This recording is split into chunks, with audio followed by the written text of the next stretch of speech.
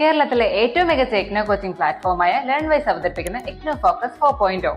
Learnwise academic research ടീമിന്റെ നേതൃത്വത്തിൽ IGNOU previous year question paper ultimate analysis 4.0യിലൂടെ ഇഗ്നോ ഡിഗ്രി PG പ്രോഗ്രാമുകളുടെ previous year question paper machine learning algorithms ഉപയോഗപ്പെടുത്തി വളരെ കോംപ്രിഹെൻസീവായ രീതിയിൽ അനലൈസ് ചെയ്ത് നിങ്ങളുടെ മുന്നിലേക്ക് എത്തിക്കുന്നു. ഇഗ്നോ ഫോക്കസിന്റെ ഭാഗമായിട്ടുള്ള മുൻകാല ചോദ്യ പേപ്പറുകളുടെ ഡീറ്റെയിൽഡ് അനാലിസിസും പ്രഡിക്റ്റീവ് ക്വസ്റ്റ്യൻ പേപ്പേഴ്സിന്റെ മോഡൽ ആൻസേഴ്സും അടങ്ങിയ PDF ഫയലുകൾ ലേൺവൈസിന്റെ ആപ്പിൽ അതാത് കോഴ്സുകളിൽ ലഭ്യമാണ്. ലേൺവൈസിന്റെ പ്രോഗ്രാമുകളെ കുറിച്ച് കൂടുതൽ അറിയാൻ വീഡിയോയുടെ ഡിസ്ക്രിപ്ഷൻ ബോക്സ് സന്ദർശിക്കുക.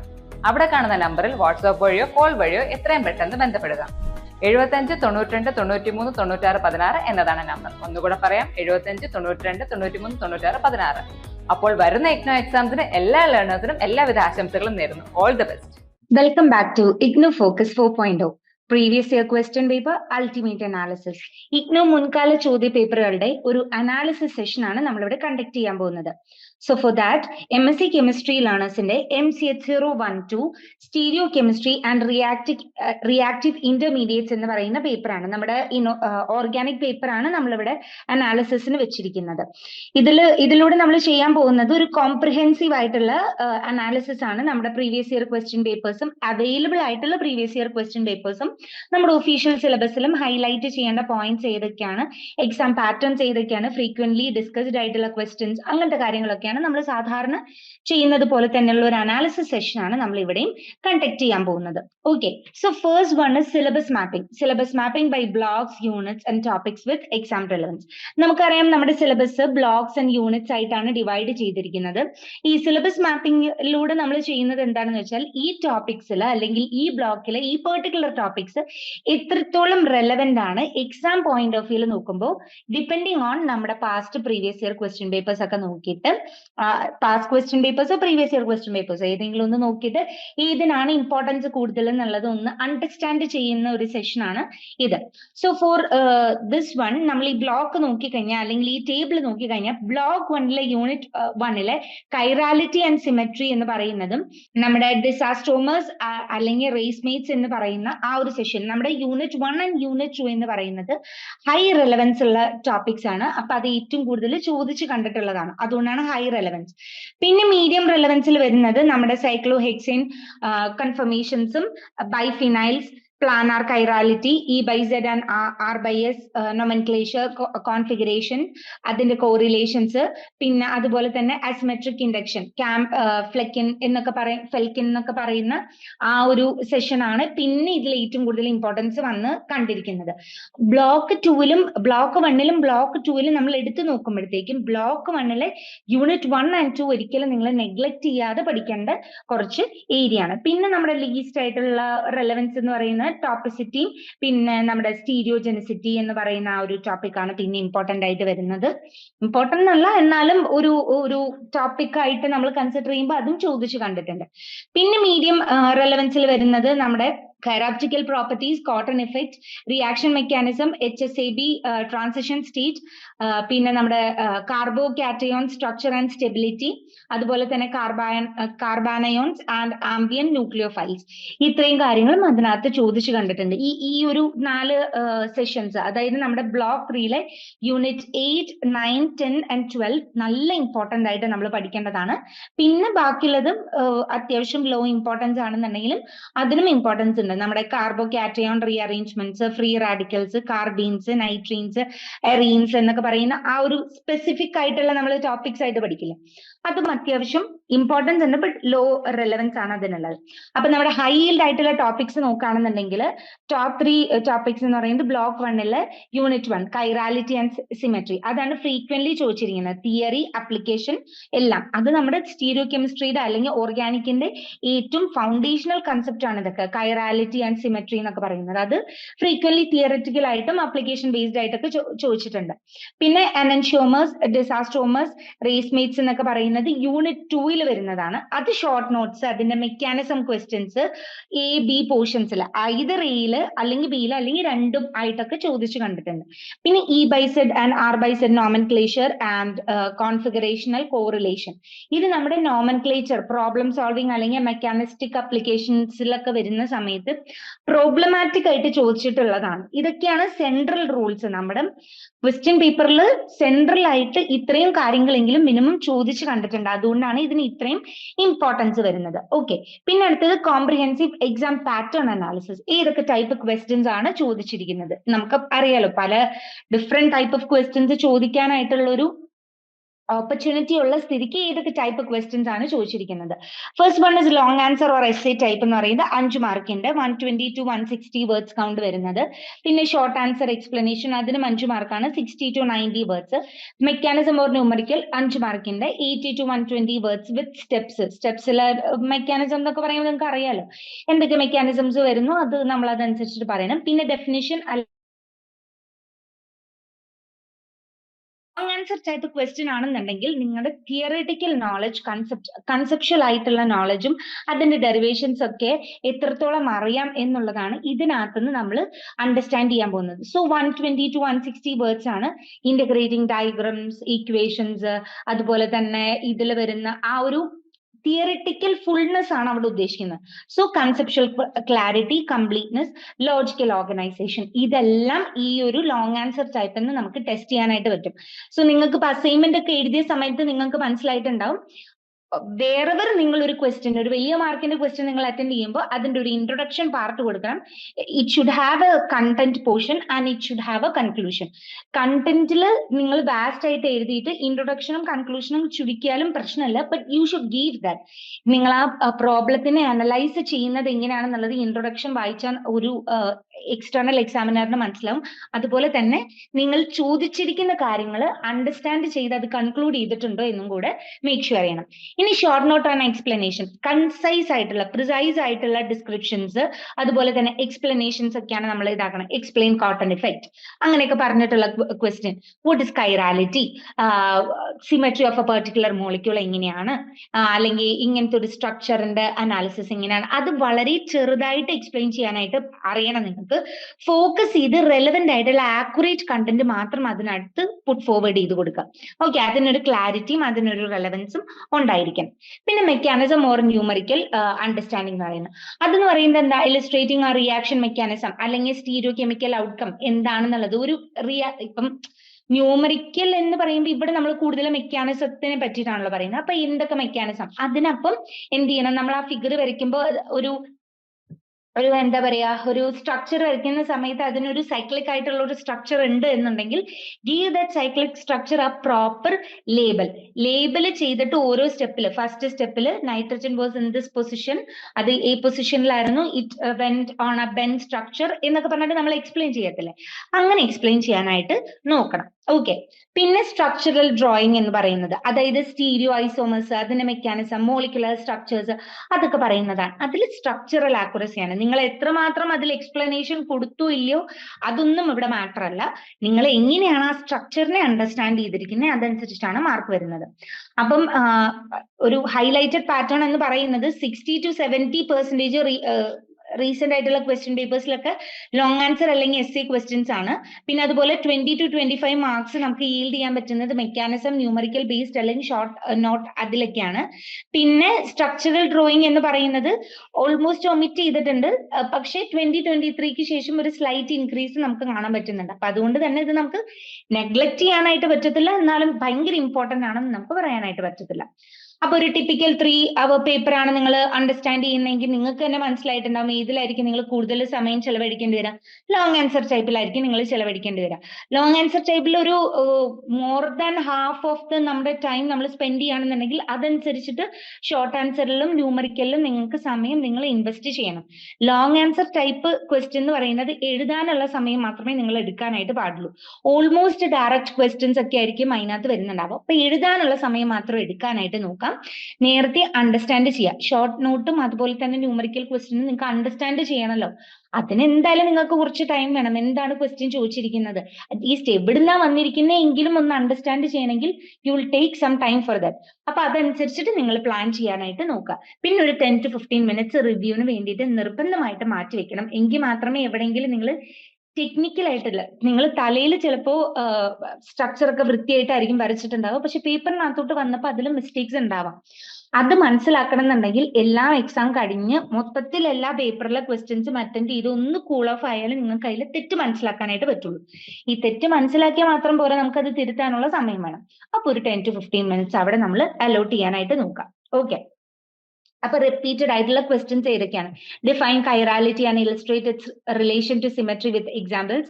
True and discuss all the stereo isomers of 2, 3, 4 trihydroxy pentanedioic acid. Explain its optical activity. Optical activity ആണ് ഇതിനകത്ത് ഹൈലൈറ്റ് ചെയ്യേണ്ട. ഐസോമേഴ്സും വരയ്ക്കണം, സ്റ്റീരിയോ ഐസോമേഴ്സും വരയ്ക്കണം. നിങ്ങൾ ഇഗ്നോയിൽ ജോയിൻ ചെയ്തിട്ടുള്ള ഒരാളാണോ? അല്ലെങ്കിൽ ഇഗ്നോയിൽ ജോയിൻ ചെയ്ത് ഡിഗ്രി PG ഒക്കെ തന്നെ കംപ്ലീറ്റ് ചെയ്യണം ആഗ്രഹിക്കുന്ന ഒരാളാണോ? ആണെങ്കിൽ നിങ്ങൾക്ക് വേണ്ടിയുള്ളതാണ് ലേൺവൈസ് പ്ലാറ്റ്ഫോം.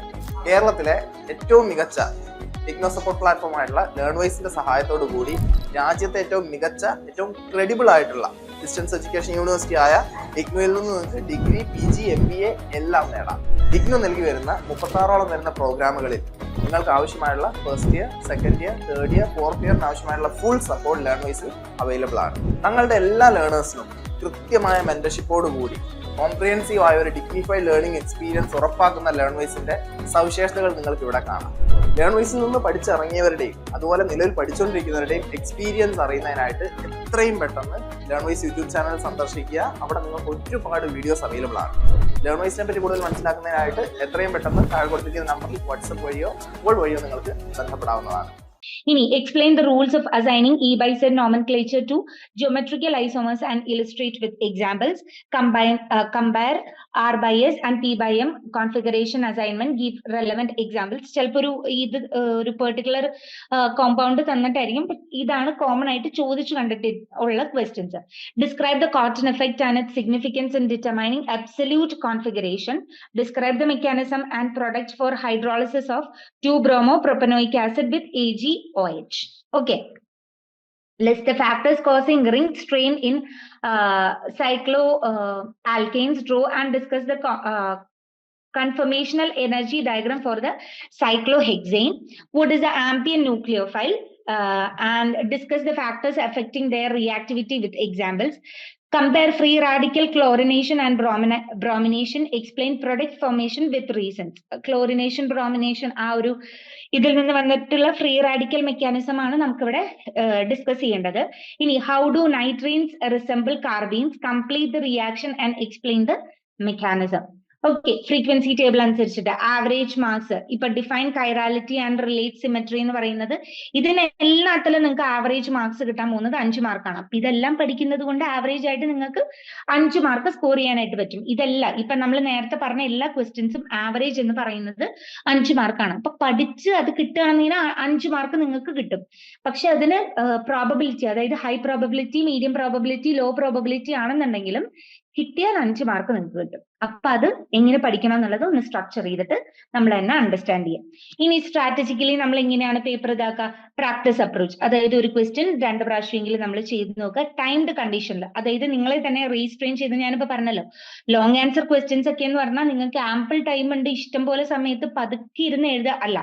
ഒരു പെർട്ടിക്കുലർ ടൈം സ്കെഡ്യൂളിൽ വെച്ചിട്ട് ഓരോ ക്വസ്റ്റ്യനും ഇത്ര സമയം കൊടുത്തിട്ട് അത് എഴുതാനായിട്ട് നോക്കുക. എങ്കിൽ മാത്രമേ നിങ്ങൾക്ക് അത് എന്താ പറയാ, ഇപ്പം നിങ്ങൾ വീട്ടിൽ ഒരു 10 മിനിറ്റ് എടുക്കുന്ന ഒരു ക്വസ്റ്റ്യൻ നിങ്ങൾ എക്സാം ഹോളിൽ എടുക്കുമ്പോൾ ഒരു 6 മിനിറ്റ് ആയിട്ടെങ്കിലും കുറഞ്ഞിരിക്കണം.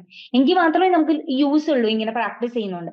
പിന്നെ കൺസെപ്ച്വൽ ക്ലാരിറ്റി, അത് നിർബന്ധമായിട്ടുള്ള കാര്യമാണ്. ഷോർട്ട് നോട്ട്സിലും കാര്യങ്ങളിലൊക്കെ നിങ്ങളുടെ കൺസെപ്ച്വൽ ആയിട്ടുള്ള എബിലിറ്റി ആണ് ക്വസ്റ്റ്യൻ ചെയ്യുന്നത്. അപ്പൊ ഒരു ഫിഗർ വരയ്ക്കുമ്പോഴത്തേക്കും വൃത്തിയിൽ അണ്ടർസ്റ്റാൻഡ് ചെയ്യുക, അതുപോലെ തന്നെ അതൊന്ന് കംപ്ലീറ്റ് ചെയ്യാനായിട്ട് നോക്കുക. പിന്നെ റിവിഷൻ പ്രയോറിറ്റൈസേഷൻ. അപ്പൊ ബിഫോർ എക്സാം നിങ്ങൾക്ക് അറിയാത്ത ടോപ്പിക്സ്, നിങ്ങൾ ഇതുവരെ വായിച്ചെത്താത്ത ടോപ്പിക്സിന്റെ അറ്റ്ലീസ്റ്റ് HB എങ്കിലും വായിച്ചിട്ട്, ഹെൽപ്പ് ബുക്ക് എങ്കിലും വായിച്ചിട്ട് പോകാനായിട്ട് നോക്കുക. എന്തായാലും നിങ്ങൾ നോക്കുന്നു ഇല്ല എന്നുള്ള ഒരു സിറ്റുവേഷൻ വരികയാണെന്നുണ്ടെങ്കിൽ അറ്റ്ലീസ്റ്റ് നമ്മൾ അതെങ്കിലും നോക്കിയിട്ട് പോകണമല്ലോ. ഇനി ടോപ്പിക് പ്രോബബിലിറ്റി ആണ്. Chirality and symmetry, stereo isomers and it's optical activity, E by Z and R by S nomenclature എന്ന് പറയുന്നത് ഹൈ പ്രോബബിലിറ്റി ആണ്, 80-70 എന്നുള്ള രീതിയിൽ.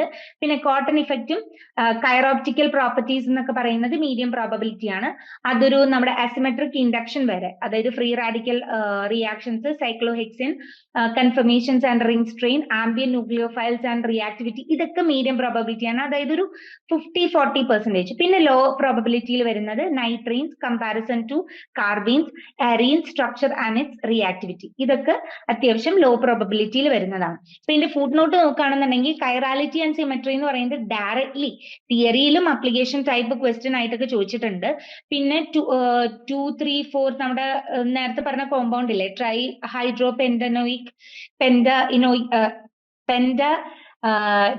ഡോയിക് ആസിഡ് എന്ന് പറയുന്നത്, പെൻഡാനിഡോയിക് ആസിഡ് എന്ന് പറയുന്നത് അനലോഗസ് സ്റ്റീരിയോ കെമിസ്ട്രി അനാലിസിസിലൊക്കെ ചോദിച്ചു കണ്ടിട്ടുണ്ട്. അപ്പൊ ഇങ്ങനെയൊക്കെയുള്ള രീതിയിലാണ് ക്വസ്റ്റ്യൻസ് വരുന്നത്. ഓക്കെ, ഐദർ നിങ്ങൾ ഈ ഫുട് നോട്ട്സിനെ ബേസ് ചെയ്തിട്ട് പഠിക്കാനായിട്ട് നോക്കുക, അല്ലാന്നുണ്ടെങ്കിൽ ആ ടോപ്പിക് ആ യൂണിറ്റ് മൊത്തത്തിൽ അല്ലെങ്കിൽ ആ ടോപ്പിക് മൊത്തത്തിൽ കവർ ചെയ്യുക. അപ്പോ അതിൽ നിന്ന് ഈ എന്ത് ടൈപ്പ് ക്വസ്റ്റ്യൻ ചോദിച്ചാലും നിങ്ങൾക്ക് അറ്റ്ലീസ്റ്റ് അറ്റൻഡ് ചെയ്യാനെങ്കിലും പറ്റും. ഈ ഫുട് നോട്ടിനെ മാത്രം ബേസ് ചെയ്തിട്ട് നിങ്ങൾ നോക്കുകയാണെന്നുണ്ടെങ്കിൽ ഈ ഫുട് നോട്ട് ബേസ്ഡ് വരുന്ന ക്വസ്റ്റ്യൻസ് മാത്രമേ നിങ്ങൾക്ക് അറ്റൻഡ് ചെയ്യാൻ പറ്റുള്ളൂ. അപ്പൊ ഇവിടെ ടോപ്പിക് പ്രോബബിലിറ്റിയിൽ കൊടുത്തിരിക്കുന്ന ഈ ഫ്രീ റാഡിക്കൽ റിയാക്ഷൻ എന്ന് പറയുന്ന ഒരു സെക്ഷൻ വരികയാണെന്നുണ്ടെങ്കിൽ സെക്ഷൻ മൊത്തത്തിൽ പഠിക്കാം. മൊത്തത്തിൽ പഠിച്ചിട്ട് പിന്നൊന്ന് ഈ ക്വസ്റ്റ്യനിലേക്ക് നമ്മുടെ ഈ ഫുട് നോട്ട്സിലേക്ക് ഒന്ന് തിരിച്ചു വരാം. അപ്പൊ നിങ്ങൾക്ക് മനസ്സിലാവും എത്രത്തോളം നിങ്ങൾ പഠിച്ചിട്ടുണ്ടെന്ന്. എന്നിട്ട് അതനുസരിച്ചിട്ട് ഒരു അനാലിസിസ് കീപ്പ് ചെയ്യുക. അപ്പൊ നമ്മുടെ ഹൈ പ്രയോറിറ്റി ലിസ്റ്റിൽ വരുന്നത് ഏതൊക്കെയാണ്? Chirality and symmetry, stereo isomers and optical activity, E/Z and R/Z nomenclature, പിന്നെ മീഡിയം പ്രോബബിലിറ്റി ഹൈ പ്രോബബിലിറ്റിയും ഈക്വൽ ഇമ്പോർട്ടൻസ് വെച്ചിട്ട് തന്നെ നിങ്ങൾ പഠിച്ചോളൂ. വലിയ റിലേറ്റീവ്ലി ഭയങ്കര ഡിഫറൻസ് ഒന്നും വരുന്നില്ല അതില്. Cotton effect, chiroptical property, ambident nucleophiles, cyclohexane conformations, free radical reaction, asymmetric induction, ഇത്രയും കാര്യങ്ങളാണ്. പിന്നെ നമ്മുടെ നൈട്രീൻസ്, കാർബീൻസ്, അറേഞ്ച്, ഇത്രയാണ് ലോ പ്രയോറിറ്റി ലിസ്റ്റിൽ വരുന്നത്. ഇതൊരു വിഷ്വൽ സ്ട്രിപ്പ് ആണ് നമ്മുടെ പ്രോബബിലിറ്റി ലിസ്റ്റിൽ. അപ്പൊ ഡാർക്കർ റീജിയൻ നോക്കുമ്പോഴത്തേക്കും ഹൈ പ്രോബബിലിറ്റി, യെല്ലോ റീജിയൻ അല്ലെങ്കിൽ ഗോൾഡ് റീജിയൻ എന്ന് പറയുന്നത് മീഡിയം പ്രോബബിലിറ്റി, ഗ്രേ എന്ന് പറയുന്നത് ലോ പ്രോബബിലിറ്റി റീജിയൻ ആണ്. അപ്പൊ ഇതിനകത്ത് നോക്കിയാൽ തന്നെ നിങ്ങൾക്ക് മനസ്സിലാക്കാനായിട്ട് പറ്റും. ഇതാണ് നമ്മുടെ predictive question paper. Attempt any 5 question, time 2 hours, maximum 50 marks, all carry equal marks. Okay. First question എന്ന് പറയുന്നത് explain the concept of dissymmetry in molecule, provide an example of a molecule that is dissymmetric but not chiral, and justify your answer with structural reasoning. 5 marks in a question ആണ്. A new dihydroxy acid 2,4-dihydroxy glutaric acid is synthesized in the lab. Draw all the possible stereoisomers, which of them are optically active, and provide a rationale for the presence or absence of optical activity. ഇത് രണ്ടും ഈ പറഞ്ഞതുപോലെ 5 മാർക്കിന്റെ question ആണ്. ഒന്ന് unit 1 എന്ന് ചോദിച്ചിട്ടുണ്ടെന്നുണ്ടെങ്കിൽ മറ്റേത് unit 2 നിന്ന് ചോദിച്ചിട്ടുള്ള ക്വസ്റ്റ്യൻ ആണ്. മറ്റേ കൈറാലിറ്റി ആൻഡ് സിമെട്രി എന്ന് വന്ന് പിന്നെ നമ്മുടെ കൈറാൽ സെന്റേഴ്സ് എന്നൊക്കെ വരുന്നിട്ടുള്ള ഒരു ക്വസ്റ്റ്യൻ ആണ്. ഇനി list the can in gold pre-hole sequence rules for the E/Z and R/Z assignment. Apply the E/Z rules to assign the configuration to the following alkene: CH3, CH double bond, CH, CH2, Br. Draw the structure and show your working structural analysis എന്ന് പറഞ്ഞിട്ടുണ്ടായിരുന്നില്ല, ആ ഒരു question വന്നിട്ടുള്ളതാണ്. Discuss the energetic and conformational differences between cis 1,3-dimethyl cyclohexane and trans 1,3-dimethyl cyclohexane. സിസും ട്രാൻസും തമ്മിലുള്ള ആ difference നമ്മുടെ കൺഫർമേഷണൽ ഡിഫറൻസസിനെ ഷോ ചെയ്യാൻ വേണ്ടിയിട്ടുള്ളതാണ്. Use the chair conformations and energy diagrams in your answer. Okay, 6 membrane rings എന്നൊക്കെ പറഞ്ഞിട്ടുള്ള ആ ഒരു ഓൾറെഡി നമ്മുടെ ആ ബെൻസിൻ സ്ട്രക്ചർ വരുന്ന കാരണം സൈക്ലോഹെക്സേൻ അല്ലെങ്കിൽ ആ ഒരു സൈക്ലിക് സ്ട്രക്ചർ വരുന്ന കോമ്പൗണ്ടിൽ നിന്ന് വന്നിട്ടുള്ള ഒരു ക്വസ്റ്റ്യൻ ആണത്. ഇനി compare and contrast the assignment of configuration by R/S or D/L systems providing a chiral amino acid as your example. A molecule with 2 chiral centers C2 and C3 shows both the enantiomeric and mesoforms. Draw the Fisher projections of all the stereoisomers. Identify the meso compound and identify its optical activity. Okay, അതാണ് third question വരുന്നത്. ഇനി explain the phenomena of optical rotatory dispersion ORD and its significance in the determination of the molecular configuration, molecular dissymmetry and chiroptical property എന്ന് പറയുന്ന ഒരു section എന്ന് വന്നിട്ടുള്ളതാണ്. ഇനി the axial halo ketone rule is often used in the stereochemical assignments. State the rule and use a cyclohexane derivative with an axial halogen as an example to illustrate its application. പിന്നെ outline the stepwise mechanism for the nucleophilic addition of cyanide ion to E2 butanol indicate the stereochemical outcome of that particular compound.